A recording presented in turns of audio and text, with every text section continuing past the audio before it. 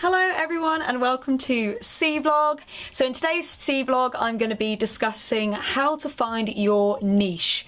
So finding a niche is a very, I would say, difficult task as an artist. It's been something that I've been trying to do for the last 5 years and I finally got there in the end this year. A niche is something that you narrow it down what exactly it is that you do.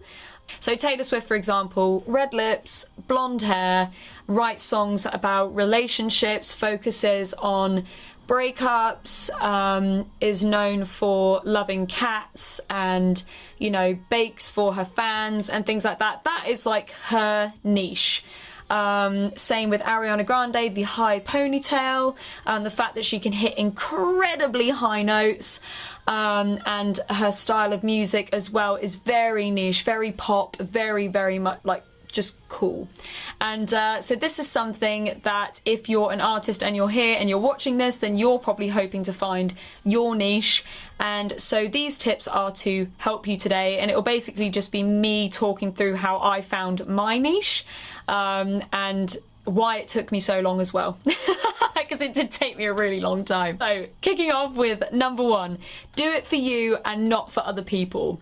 So this is something that I really had to learn the hard way. Because what was essentially happening was I was releasing pop music. So for those who have followed me on my musical journey, you all know that the first things that I released were mainly pop. So songs like Sure, which is ukulele driven and quite a typical pop song. Songs like Fall, which is very piano led and about like falling in love, and it was very poppy, very Tay-Tay vibes. So I had always grown up listening to bands like Linkin Park, Paramore, Evanescence, Within Temptation. You could probably already notice the stark difference in those genres. Pop to like rock, heavy metal. And so the thing was that I never narrowed down a niche. So I was just like, I'm just gonna write whatever. I'm gonna write these songs because I feel like it's what people want to hear and what they would want to listen to. Now, as an artist, you can write for other people or what you think other people would even like. But I think that those artists that really make it and those artists that just do so well are the ones that just don't really care what other people think, and they write and release for themselves, and they write about their experiences and they have their image. And so finding a niche is so vital with all of that stuff, because if one day you're releasing a rock song and then the next day you're releasing bubblegum pop, or then you release some jazz and then heavy metal, no one can really keep up with that, and you're not narrowing down like a niche. You're not finding that thing that you do. Now, I know that bands and artists do reinvent themselves and they try something a little bit different. So using Taylor Swift as an example again, she obviously went from country to pop, and then her Reputation album is so vastly different from 1989. And then Folklore and Evermore are very different from all of that. They're more folky, more acoustic. And doing that is absolutely fine because she still does it within, like, her writing style is still very much the same. And she's at a point where she can pretty much do what she wants. But she didn't do anything drastic. She didn't go from, like, Evermore to the heaviest heavy metal album ever, if you get what I mean. So that is something where you're finding your niche, what you're hoping to portray is it's so important. So for me, I was releasing pop music and it wasn't really very me. And then I kind of sat down last year and I thought, well, what if I could have any sound, what would I have?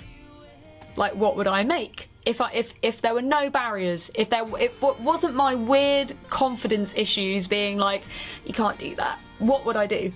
And my first thought was, well, I'd love to have like a Linkin Park kind of sound crossed with Paramore, crossed with maybe Against the Current vibe. So quite heavy, but not so heavy. And with a strong female vocal, and the instrumentation is like pop pop and rock, sorry, mixed. That was what I dreamed of creating, and I hoped that it would also be my niche eventually. So I was like, maybe I'll pick this. And then as I kind of settled into that and I found a producer who could make that happen as well, I then started to think, well, I'm currently dressing in very, very bright colours, mostly rainbow stuff because I love all the colours really. And I was like, but actually, is it just because I feel too scared to dress the way that I think looks really cool? So my absolute style icons are like Taylor Momsen, Hayley Williams style is just so cool. Like they both look so amazing. And I was like, well, I'd love to wear stuff like that. Like I'd love to, you know, kind of embrace that a little bit more. And so I just did.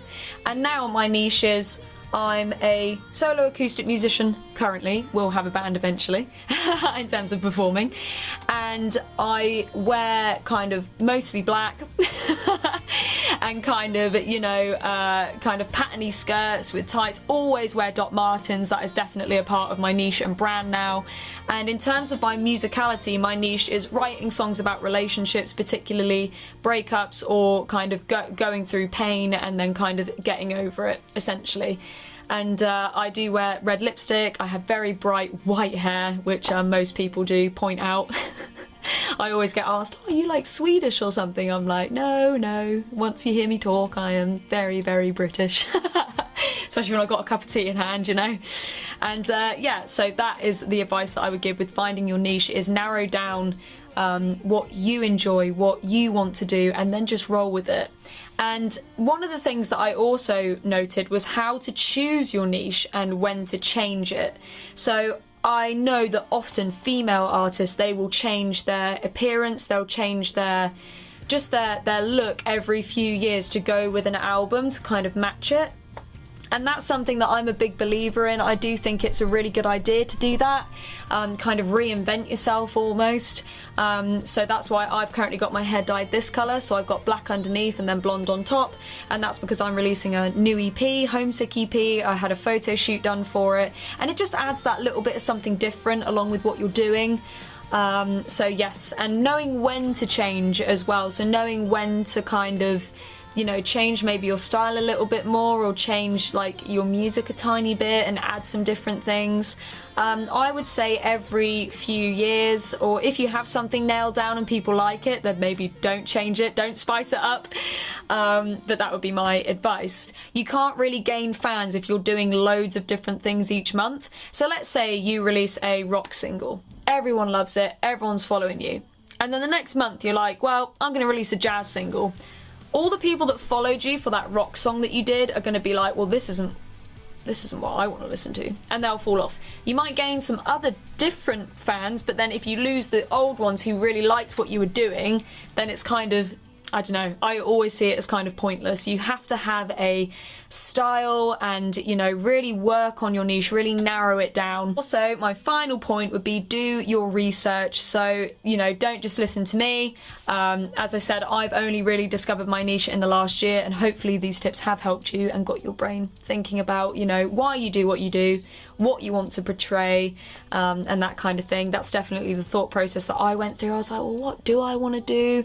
You know, what do I want to sound like? Like, what do I want to look like? You know, they're all really important questions to ask, because your image as an artist is so important. I know it should be the music, but your image does sadly matter quite a lot too, because people hear the music and then they want to see who's behind it. It's human nature to be curious, I guess.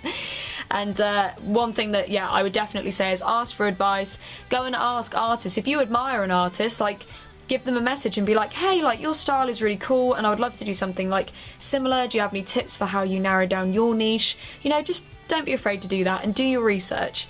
And that is it for today. Sorry that I've rambled so much today. But I hope that you have enjoyed this C-vlog, and I hope that you find your niche. Any questions, please post them in the comments, and I'll see you guys very soon. Bye!